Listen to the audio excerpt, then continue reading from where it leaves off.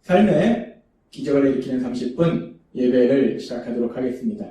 하나님께서 오늘 우리에게 주신 말씀은 사도행전 5장 29절에서 32절까지 말씀입니다. 이 말씀 제가 봉독하도록 하겠습니다. 베드로와 사도들이 대답하여 이르되 사람보다 하나님께 순종하는 것이 마땅하니라.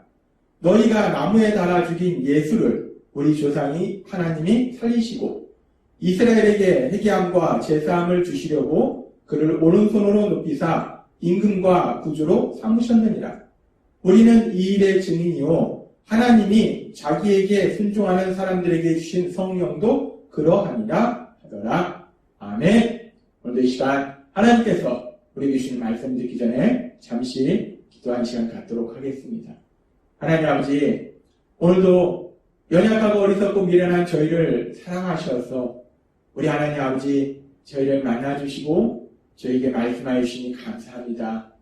하나님 아버지, 오늘도 주시는 진리의 말씀을 통해서 전능하신 하나님 저희를 얼마나 사랑하시는지 그 한없는 사랑을 다시 한번 깨닫고 기억하고 체험하게 하셔서 그 사랑을 믿음으로 우리를 사랑하신 그 하나님을 믿음으로 담대하게 세상을 살아가며 하나님의 크신 영광을 나타내는 저희 모두가 될 수 있도록 은혜 베풀어 주옵소서. 예수님의 이름으로 감사하며 기도드리옵나이다. 아멘. 하나님께서는 사도행전 5장 30절과 31절의 말씀을 통해서 우리에게 이렇게 말씀하셨습니다. 너희가 나무에 달아 죽인 예수를 우리 조상의 하나님이 살리시고 이스라엘에게 회개함과 제사함을 주시려고 그를 오른손으로 높이사 임금과 구주로 삼으셨느니라 라고 말씀합니다.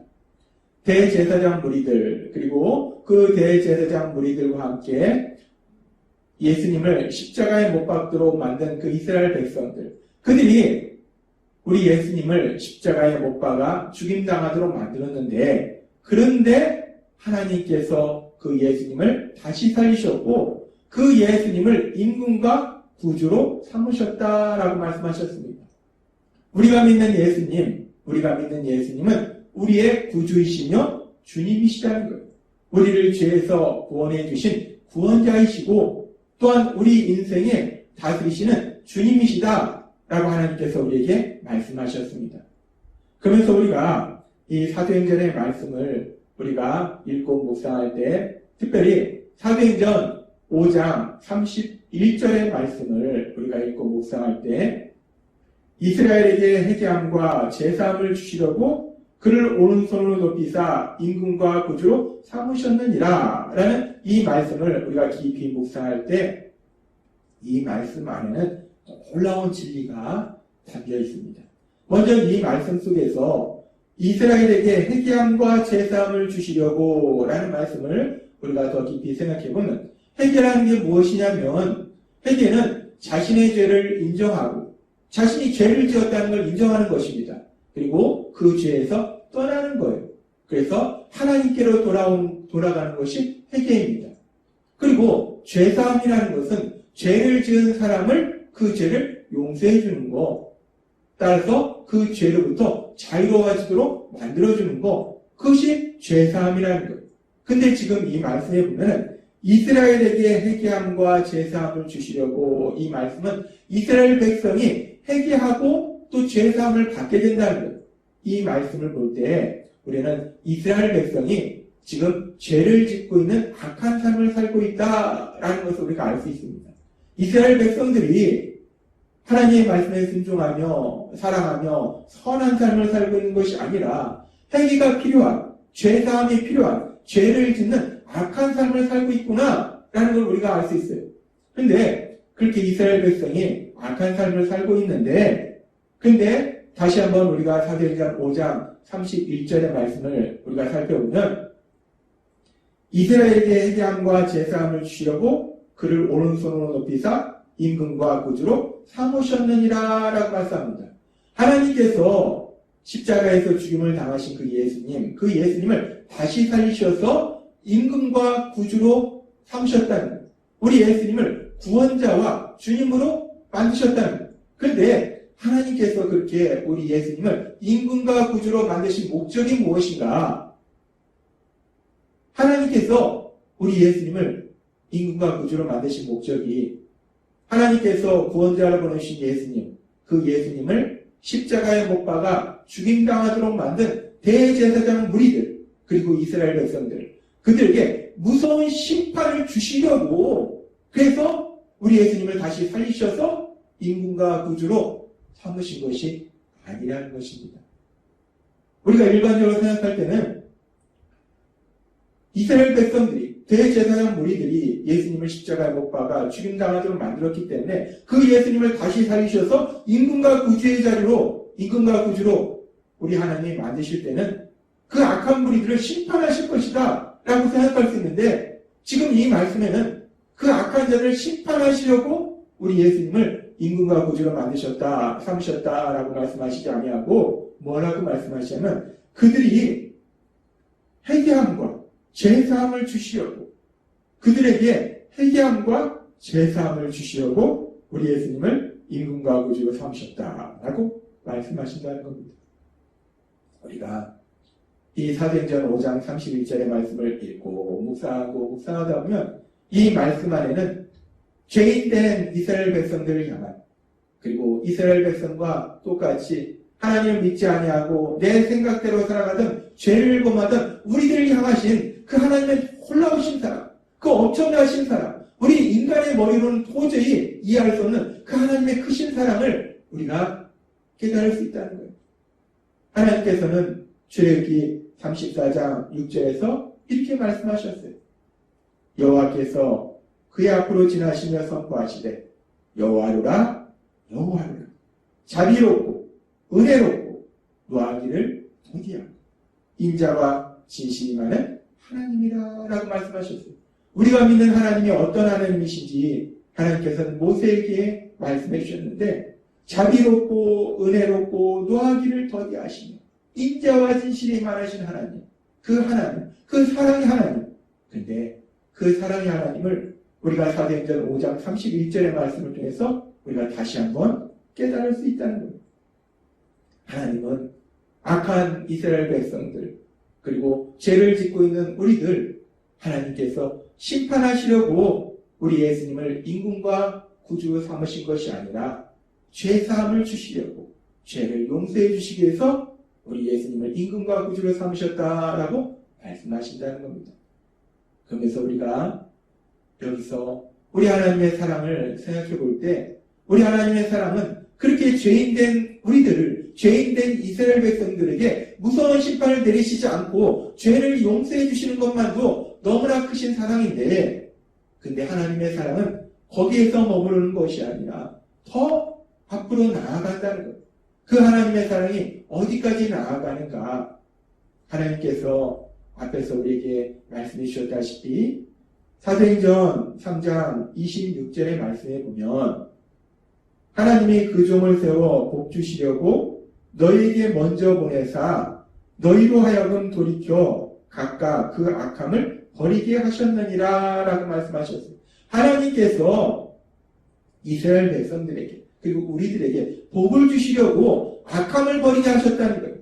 악함이 있으면 복을 주실 수 없기 때문에 복을 주시려고 악함을 버리게 하셨다라고 말씀하셨어요. 근데 이 악함을 버린다는 것이 무엇인가? 하나님께서 전에도 우리에게 말씀하셨지만, 악함을 버린다는 것은 우리가 전혀 죄를 짓지 않는다는 것이 아니고, 우리가 연약해서 죄를 지을 수 있지만 우리가 예수님을 믿음으로 인해서 죄사함을 받는 것. 악함을 버린다는 것은 죄사함을 받는 거예요. 하나님께서는 우리에게 복을 주시려고 우리가 죄사함을 받도록 만들어주셨다라고 말씀하신다는 겁니다. 그런데 오늘 우리 주신 사도행전 5장 31절의 말씀에 보면, 이스라엘에게 회개함과 죄사함을 주시려고 그를 오른손을 높이사 임금과 구주로 삼으셨느니라 라고 말씀하셨어요. 하나님께서 우리 예수님을 임금과 구주로 삼으신 것은 이스라엘 백성에게 죄사함을 주시려고 임금과 구주를 삼으셨다는 거예요.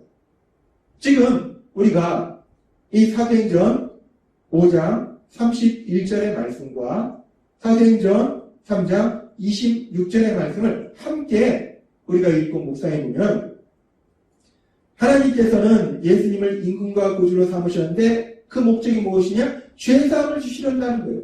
근데 사도행전 3장에서는 뭐라고 말씀하십니까? 우리가 악함을 버려야지 하나님이 복을 주신다는 거예요. 복을 주시려고 악함을 버리게 하신다는 겁니다. 복을 주시려고 죄사함을 받도록 하신다는 거예요. 따라서 우리가 이 두 말씀을 같이 읽고 묵상할 때 결국 어떤 결론을 얻을 수 있는가? 하나님께서 우리 예수님을 임금과 구주로 삼으신 것이 하나님께서 십자가에 죽임당하신 우리 예수님을 다시 살리시고 그 예수님을 임금과 구주로 삼으신 것이 결국은 이스라엘 백성에게 또한 이스라엘 백성처럼 그렇게 하나님을 믿지 아니하고 내 생각대로 살아가는 죄를 짓고 있던 그런 우리들에게 복을 주시려고 우리 예수님을 임금과 구주로 삼으셨다라고 말할 수 있다는 것입니다.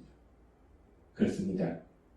하나님께서 오늘 우리에게 주시는 사도행전의 말씀을 보면 우리 하나님의 사랑이 어디까지 이르는가?